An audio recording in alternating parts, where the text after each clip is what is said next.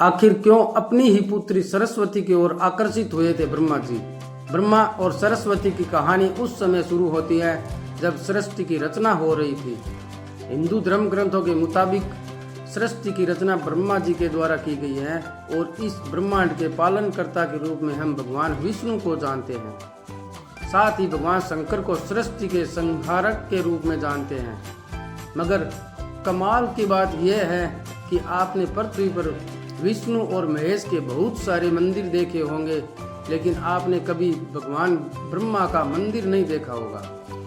पूरी पृथ्वी में भगवान ब्रह्मा की मूर्ति केवल भारत के पुष्कर में है।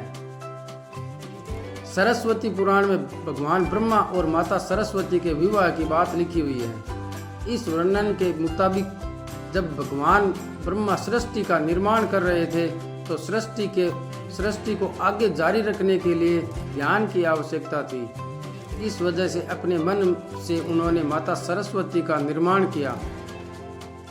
सरस्वती की कोई माँ नहीं थी, उनका जन्म भगवान ब्रह्मा के मन से हुआ है। सरस्वती को ज्ञान की देवी के रूप में जाना जाता है। भगवान ब्रह्मा ने सरस्वती के साथ साथ सृष्टि का निर्माण किया और सृष्टि के अलग अलग जीव जंतु, पहाड़, जंगल, नदी आदि का निर्माण किया। इस निर्माण प्रक्रिया के दौरान भगवान ब्रह्मा देवी सरस्वती के रूप से आकर्षित हो गए। माता सरस्वती ज्ञान की देवी होने के साथ साथ रूप में भी बहुत आकर्षक थी, मगर सरस्वती का जन्म ब्रह्मा से हुआ है। इस वजह से जब भगवान ब्रह्मा सरस्वती की तरफ मोहित हो गए तब देवलोक में उनकी बहुत निंदा हुई। हालांकि इन सब के बावजूद ब्रह्मा ने सरस्वती से विवाह किया और लगभग 100 साल तक पृथ्वी पर जंगल में रहकर निवास किया। पृथ्वी पर सरस्वती के साथ ब्रह्मा जब निवास कर रहे थे तब उन दोनों के जरिए मनु नाम के पुत्र का जन्म हुआ। आगे चलकर मनु की संतानें ही मनुष्य जाति के पनपने का कारण बनी।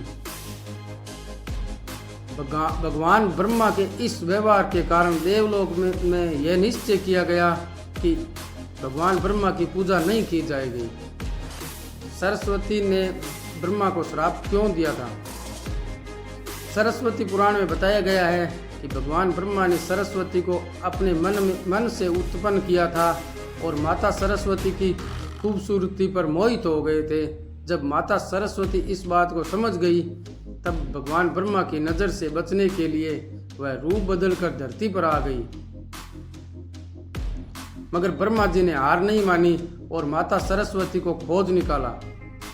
भगवान ब्रह्मा माता सरस्वती के साथ शारीरिक संबंध बनाना चाहते थे और सरस्वती उसके लिए तैयार नहीं थी। सरस्वती ने ब्रह्मा को श्राप दिया था कि धरती का निर्माण करने के बावजूद धरती पर आपकी कभी पूजा नहीं होगी। ब्रह्मा और सरस्वती का वास्तविक संबंध क्या था? ब्रह्मा और सरस्वती दोनों ही हिंदू धर्म में बहुत ही महत्वपूर्ण देवी देवता हैं। इनसे जुड़ी किसी भी जानकारी पर भरोसा करने से पहले आपको वेद पुराण पढ़ने चाहिए। सबसे पहले आपको बता दें कि हिंदू धर्म की सारी जानकारी वेद में दी गई है। हिंदू धर्म वेद से शुरू होता है। इसके साथ ही वेद में इस तरह की किसी भी देवी देवता का वर्णन नहीं है। हम जितने भी देवी देवताओं के बारे में जानते हैं उन्हें केवल पुराणों में लिखा गया है।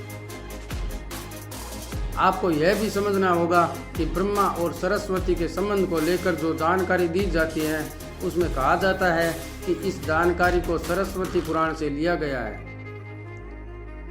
मगर सरस्वती पुराण नाम का कोई भी पुराण हिंदू धर्म में मौजूद नहीं है। हिंदू धर्म में 4 वेद है और 18 पुराण की बात की गई है। इन 18 पुराणों में सरस्वती पुराण का नाम का कोई पुराण मौजूद नहीं है। कुछ बड़े पुराण जो उप पुराणों में विभाजित भी किया गया है, मगर उन पुराणों में भी सरस्वती पुराण नाम के किसी भी पुराण का जिक्र नहीं है। कुछ जगह पर मत्स्य पुराण की बात आती है, मगर इस पुराण में भी आपको सरस्वती और ब्रह्मा के विवाह जैसी कोई जानकारी नहीं मिलेगी। ऐसे में सवाल उठता है कि ब्रह्मा और सरस्वती के बीच कौन सा संबंध है। इसके लिए आपको समझना होगा कि ब्रह्मा ने सृष्टि का निर्माण किया अर्थात जब भगवान ब्रह्मा इस सृष्टि का निर्माण करने बैठे तब विष्णु और महेश के अलावा कुछ भी इस दुनिया में मौजूद नहीं था। ऐसे में अगर उन्हें सृष्टि को आगे चलाने के लिए किसी भी पुरुष और स्त्री की आवश्यकता होगी तो उन्हें अपने मन से उसकी रचना करनी होगी। इसी वजह से भगवान ब्रह्मा ने माता सरस्वती, नारद, मनु, जामवंत, सनक, सनंदन, सनातन, सनत कुमार जैसे अनेक का जन्म अपने मन से किया और पृथ्वी को आगे संचालित करने के लिए धरती पर भेजा।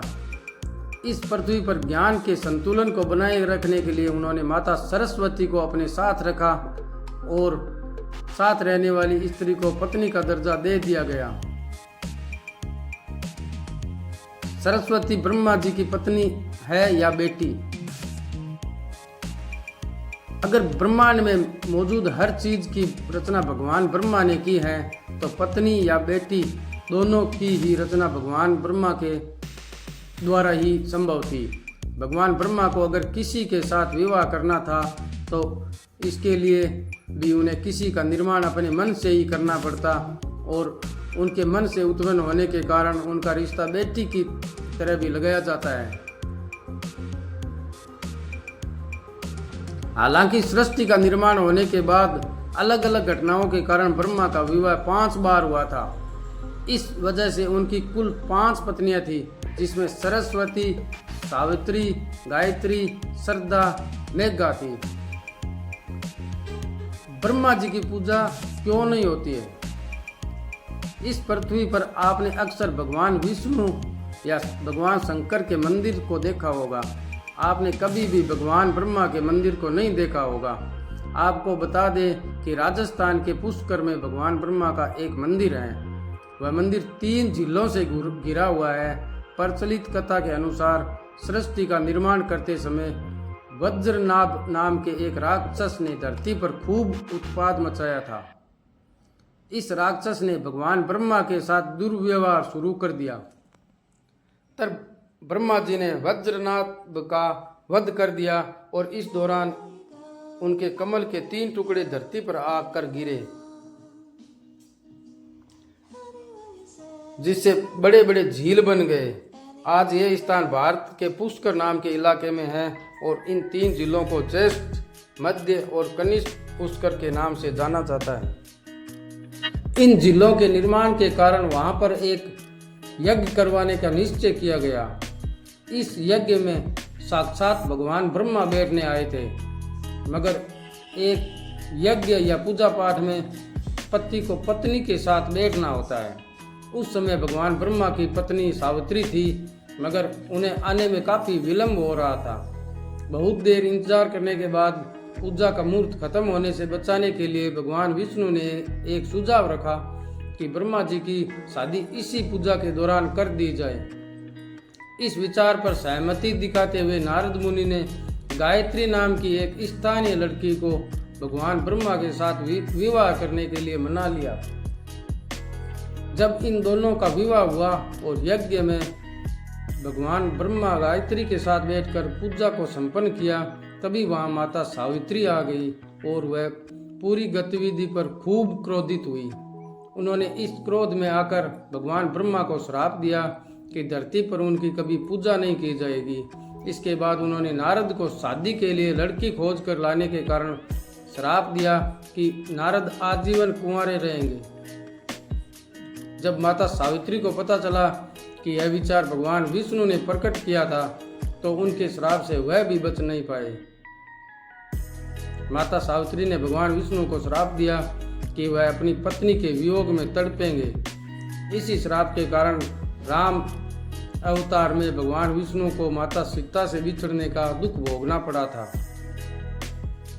इसके बाद जब माता सावित्री का क्रोध कुछ कम हुआ, तब उन्होंने भगवान ब्रह्मा पर दया दिखाते हुए कहा कि उनकी पूजा धरती पर केवल एक जगह इस पुष्कर में ही हो सकती है।